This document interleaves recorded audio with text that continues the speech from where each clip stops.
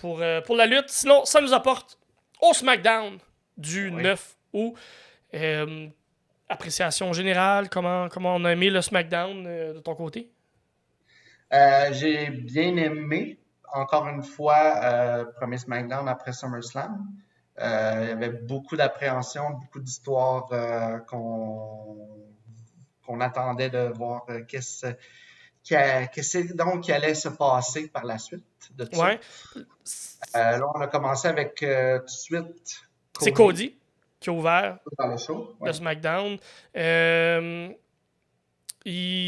se demande qui pourrait affronter à Bash at Berlin. C'est Solo qui vient d'interrompre, bien évidemment.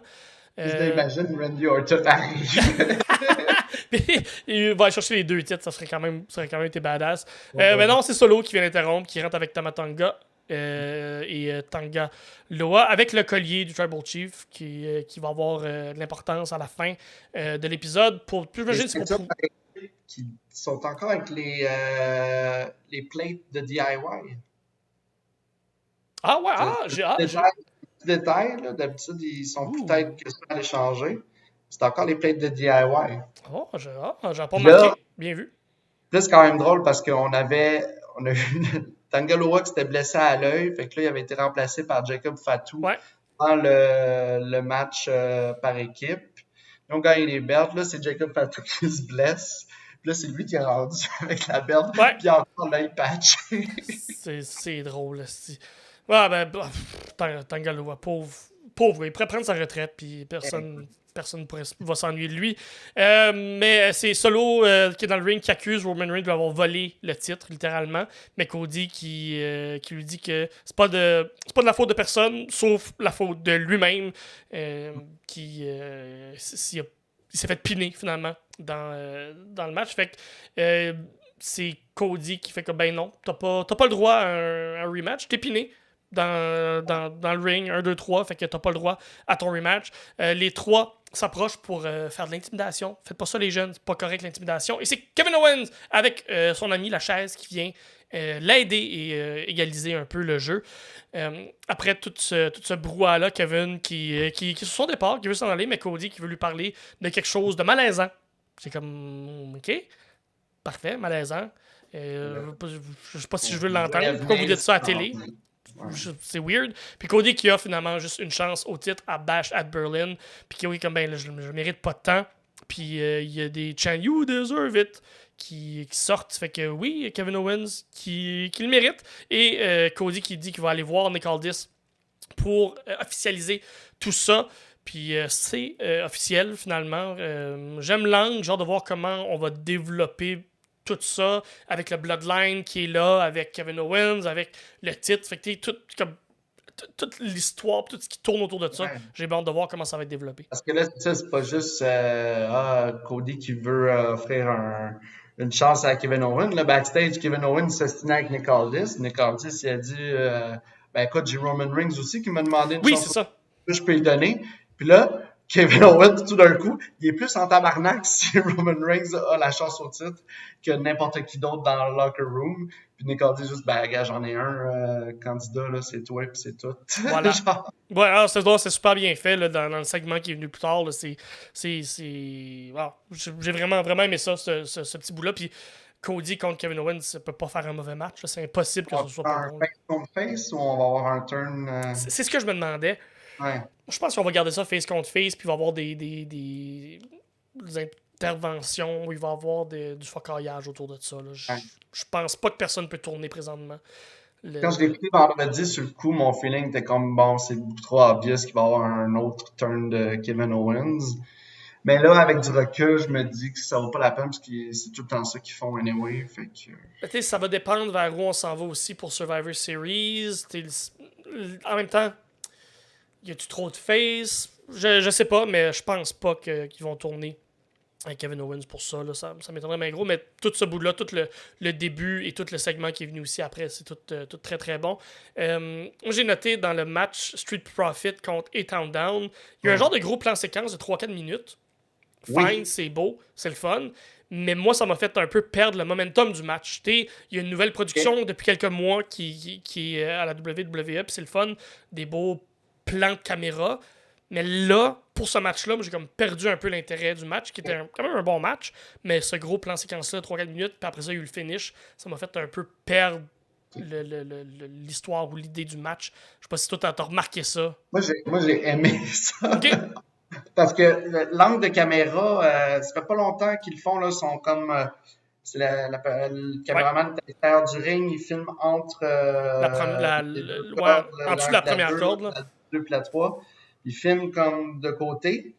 Puis d'habitude, c'était juste un plan assez fixe. Mais là, ils ont comme décidé de continuer à suivre l'action en espèce de plan séquence pendant que l'action était à l'extérieur. Puis là, tu t'attendais pas à ce qu'il y en ait un qui saute de nulle part sur l'autre. Je trouvais ça intéressant parce que c'était différent. T'sais. Ouais, ben oui. Je pense ça. L'innovation, puis ça c'est sûr, faut innover, puis faut continuer à avancer là-dedans. Celui-là, je ne suis pas certain, mais oui, ça reste que pour la réalisation, d'un côté, d'un point de vue, l'œil d'un réalisateur, c'est super, super beau, c'est certain. Le match comme tel, c'était cool, c'était le fun, mais j'ai plus aimé le match... en fait, non, c'est pas vrai. Andrade contre Santos Escobar, je l'ai mis dans mes notes, mais pas pour une bonne raison. Je l'ai mis dans mes notes parce que j'ai l'impression que les deux gars nous ont donné un genre de 50% de ce qu'ils sont capables de faire. J'ai l'impression que les deux gars pourraient nous donner tellement plus côté lutte, côté luchador, que je pense que on va finir par se rendre là, soit dans un main event de SmackDown ou dans un pay-per-view quelconque, mais Santos Escobar contre Andrade, ce match-là m'a déçu. Je m'attendais à voir plus. Puis c'était pour une chance au titre USA. Parce que ça aurait dû être du tout. Surtout que le résultat était spoilé, là, je suis désolé. Ouais, là. oui. Juste avant, t'as LA Knight qui arrive, qui se fait interrompre par Santos Escobar puis Legado dans le Fantasma, puis il dit c'est moi qui va te battre pour le titre. L'autre, il dit il dit ce que tout le monde sait, là, qu'il y a un match dans 2 minutes pour le number one contender. J'ai bien ri quand Escobar a dit Escobar, si. Oui, ça, c'est bon, ça. Ça, c'était fait, mais le résultat du match était spoilé. Fait que c'était comme un nothing match que Ouais, c'est ça. on savait qui allait gagner. Mais la lutte aurait pas pu été tout à la hauteur de ce C'est qu'ils sont ça. capables. Il a fallu quand même qu'il y ait des interventions de tout le monde là, pour que l'autre y gagne. Fait que. Ouais. Ok. Je suis pas. On a la même place là-dessus. Ok. Je suis pas fou de ce que j'ai vu. Par contre, ce qui est le fun, c'est quand même un bon SmackDown. Le retour de Roman Reigns, finalement. Solo qui revient dans le ring, puis qui se proclame lui-même le Tribal Chief, puis que si Roman veut ce collier-là, ben, il a juste à venir le chercher. Cue music, Roman, qui arrive, qui attaque les deux frères directement sur la rampe, qui s'en fout complètement. S'en débarrasse même assez facilement. Solo est tout seul dans le ring et Roman finit par se rendre, y attaquer Solo, il connecte un Superman Punch assez facilement. Il est over, vraiment, vraiment over. Tanga qui finit par tirer Solo finalement dehors du ring pour éviter le spear. Mais il a échappé son petit collier là, dans le ring, et Roman s'approche pour ramasser, mais il est attaqué par les frères Tanga et Tangaloa. Puis ça donne la chance à Solo de reprendre ce collier-là. Fait que ça joue tout là-dedans. Mais Roman qui veut quand même prendre sa revanche, puis qui reprend le contrôle assez vite, même s'il n'y a pas ce collier-là, et qui pète complètement Tangaloa, et Spear Tama Tonga aussi, il fait comme un peu ce que Braun, le Monsters Among Men, là, il a fait le spear en se promenant comme un train. Là, ouais, exactement. Tout. Puis qui spear Tama Tonga dans la barricade, prend une chaise et tue littéralement Tangaloa pendant que Solo répète que c'est lui le chef, puis que puis j'adore ça parce que Solo, ça montre un peu une faille. Il est resté sur le top de la rampe, puis il n'est pas venu aider sa famille, il n'est pas venu aider ses cousins finalement, là, parce que c'est tous des cousins cette gang-là. Fait que ça pousse encore plus Roman comme babyface. Ouais. Il est tellement over, c'est incroyable. Ils sont pas allés dans la direction que je pensais, honnêtement, parce que moi, je m'attendais à ce que le SmackDown après SummerSlam, il y ait un beatdown sur Roman Reigns.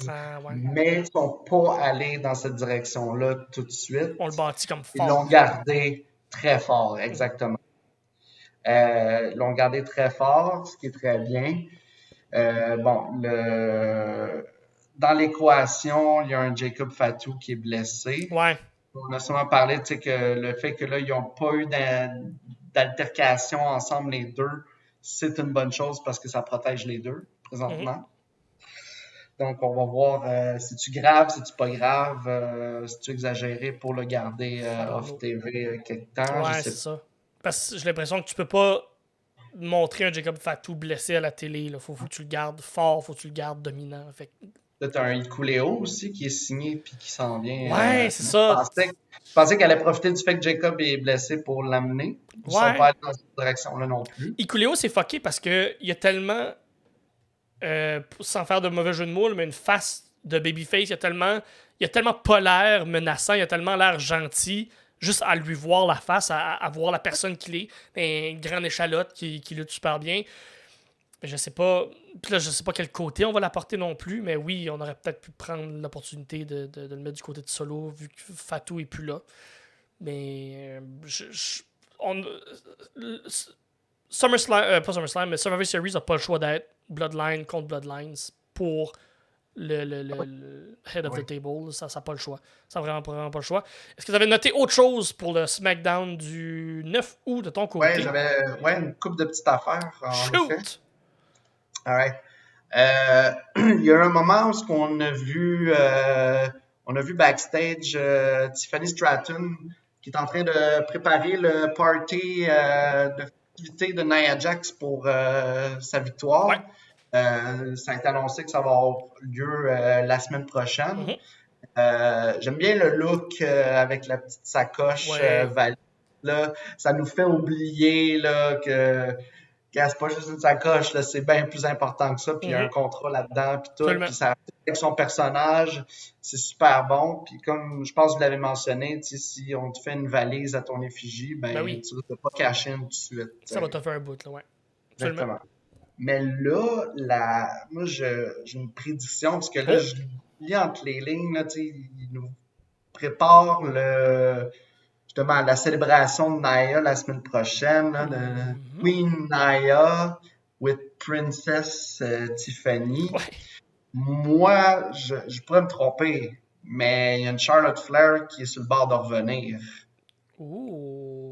Et le match à WrestleMania risque d'être Charlotte contre Tiffany Stratton du côté de SmackDown. Moi, c'est ce que je vois venir.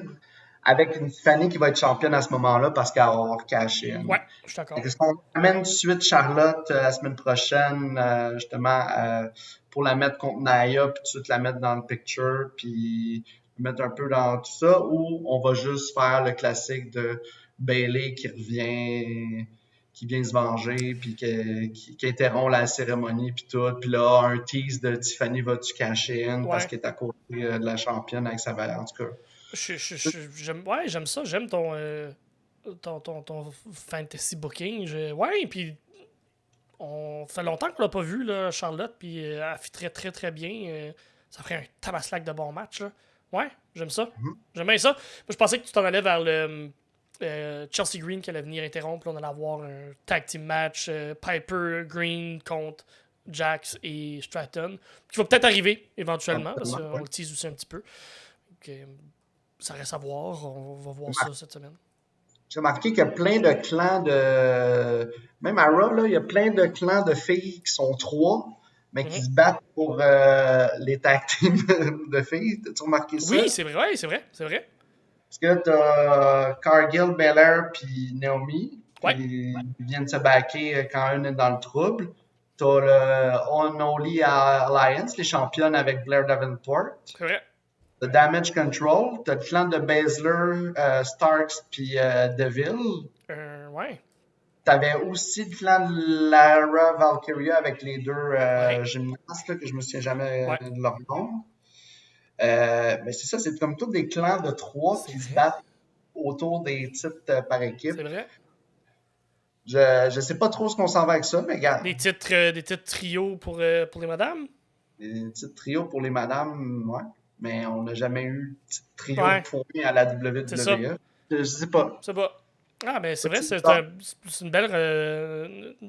Ouais, bien vu.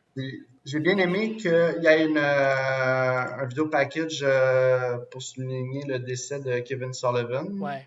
Je sais pas si tu connais c'est bien Kevin Sullivan, Du tout.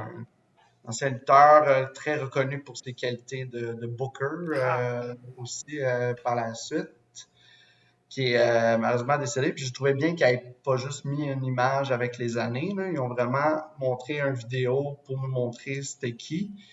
cool. Ce que la WWE n'a pas toujours fait. Ouais. Puis je pense qu'un Kevin Sullivan aurait passé dans le beurre si ça avait juste été genre une image avec les années. Mhm. Alors que là, ils ont pu montrer un peu plus de qui on parle. Les différences qu'il y a maintenant avec Vince versus avec Triple H et tout ça, là, ouais.